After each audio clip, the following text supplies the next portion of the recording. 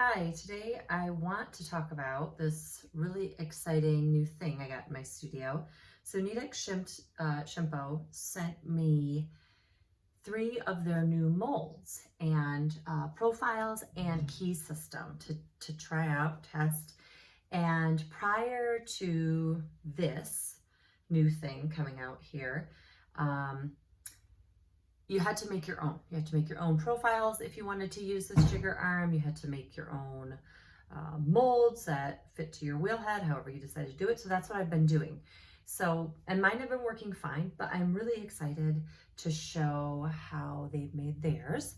And I've been trying it the past couple of days, and I really like its simplicity. So this key system, it's just a ring of plaster that has 2 bolts in it that you take out your bat pins and you put the bolts right where the bat pins are and screw it, tighten it, fasten it onto your wheel head. So you've got this awesome key system that all of the molds fit right into. They've got this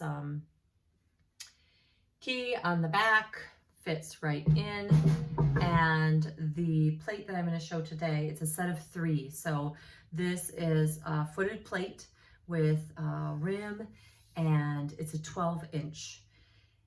They also have, the matching set has the 12-inch, the 10-inch, and the 8.5-inch. And I've used them all and tried them. I like them. They're a really nice form, and it's straightforward. So just like any mold that you would use with your jigger arm, you would need to first kind of match up your profile to your mold. And to do that, I had to loosen the bolts in the back, raise and lower my arm to right at this edge. It's kind of nice. They have this little lip here, kind of at the very edge, and that's perfect because that's where you line up your mold to. You don't want it touching, you want it just above because you don't want it scraping on your mold, but that's kind of how you figure out what the height is that you need this profile to be set at. And then you screw it onto your arm, you tighten it in real well, and you're ready to go. So when you start, if your mold is dry, which it just depends if mine's totally dry or not, if I've been using it a lot.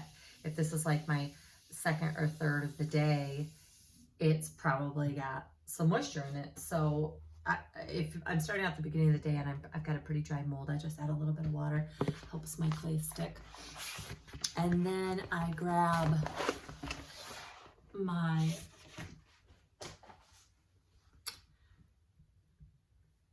slab. So when I do a plate, I've tried both ways.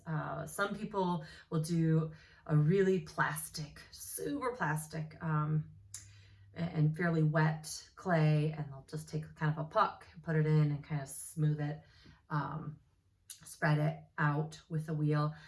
With plates, I've just found that I like the slab better.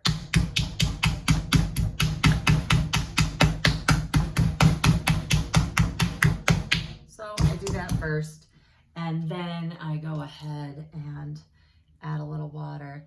And this compression is really important, especially if you have a foot that you're trying to press the clay into. You want that clay pressed all the way in to that foot. Also, I'm trying to squeeze out kind of as I go slowly any air bubbles that might be there, and really hoping to get everything, but then sometimes I'll do one more time. If I've got a deep foot, depends how deep the foot is, I'll do it twice because I really want to make sure that it's compressed into the foot. Otherwise, what you'll have is a learning experience, and that's fine. You'll have a foot that's pretty shallow. It didn't go all the way in like you wanted it to. So that's just a learning experience. That's the way this goes. When you are learning how to use the jigger arm, you're gonna have a lot of great learning experiences. But once you get the hang of it, it's the same thing every time. And you get a uniform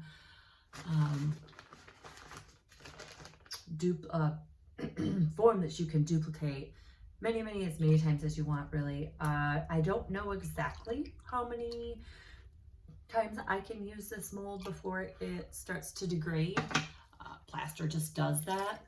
So I have my own molds that I've made that I've used well over 50 times. Still kind of working through that. So I guess once I get to their capacity, I'll know, but I feel like it's going to be quite a few times. All right, so when I'm ready to go, I just need to make sure that I've got a sponge that is pretty moist. And as I lower my profile, I am continuing to add water over the parts that are being pulled up.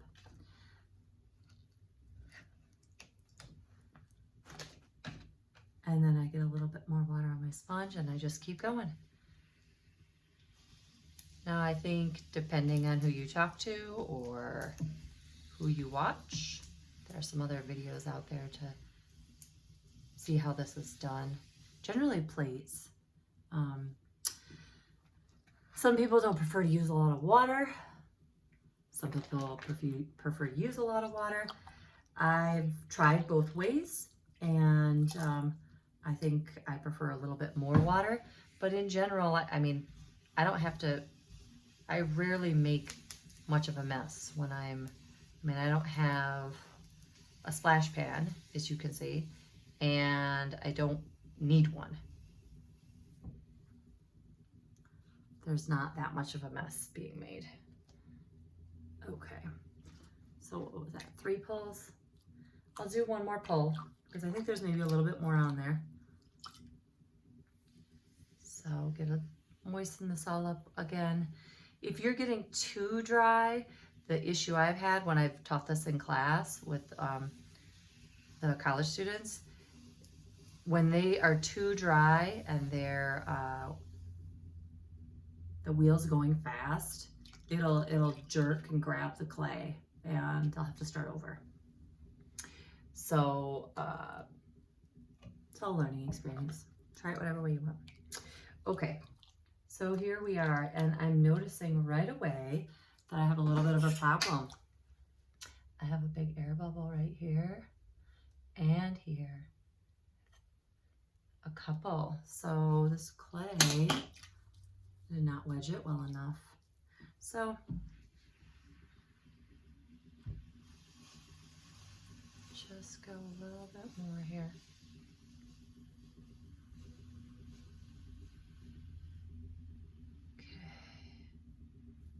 There we go. That's better. So now I'm going to trim the rim off, just that little edge right here. I like how Shimpo made that kind of this little lip right here because it makes a really defined edge. So you know exactly where you need to cut it. I need to do a better job of that with my own molds. So thank you, Shimpo, for showing me that. So just on this edge,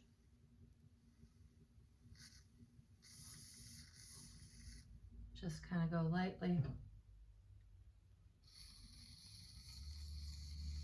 And then lightly. And voila, the plate. So at this point, you don't need to, like your edge isn't gonna be totally perfect. You're gonna, when that pops out, kind of go over that with a little sponge, get that the way you need it to be. Sometimes if I am feeling like this might have a little bit more, sometimes I'll do just like a little check, like did I get everything? Yep, looks great. So at that point, my bowl's done, or sorry, my plate, and I can pop it right off of my wheel. And if you were to buy, say, 3 of these molds, or however many you would want to work with, it would just depend how many you'd want to produce. You'd set that on the drying rack and you'd pop your next mold in and you'd make another